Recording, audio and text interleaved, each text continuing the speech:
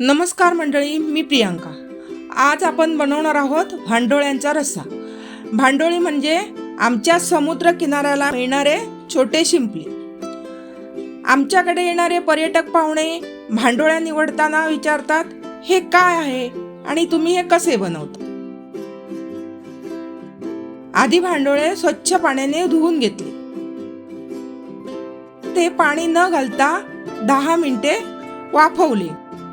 ते वाफवले की ते आपणच उघडतात, हे बघा असे। मग त्यातील छोटे छोटे जे मांस असतं ते काढून घेतलं।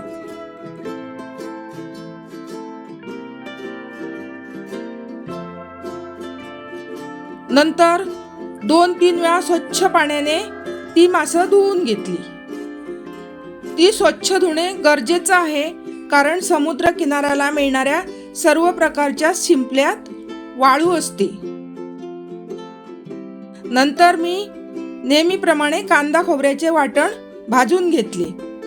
नंतर स्वच्छ धुतलेल्या भांडोळ्यात उकळून निघालेले थोडे काटाचे पाणी घातले।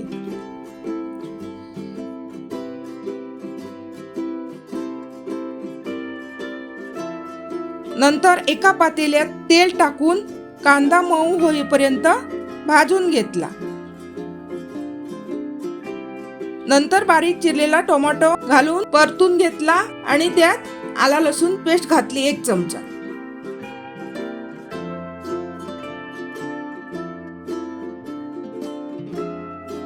मग मालवणी गरम मसाला छोटे 3 ते 4 चमचे घातला।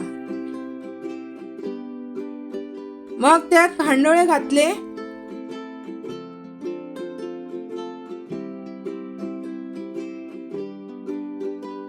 आणि 2 बटाट्याच्या फोडी घातल्या। मिश्रणाला उकळी आल्यानंतर कांदा खोबऱ्याचे वाटण घालून मिक्स करून घेतले।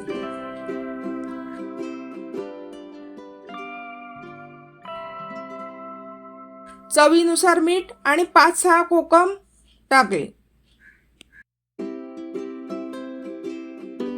वरून बारीक चिरलेली कोथिंबीर घालून आमटी चांगली रटमटून उकळून घेतली।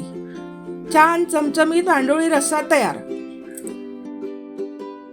कोणी कोणी हे भांडोळे खाल्लेत मला कमेंट करून नक्की सांगा। आणि माझी ही रेसिपी तुम्हाला आवडल्यास लाईक आणि सबस्क्राईब करा।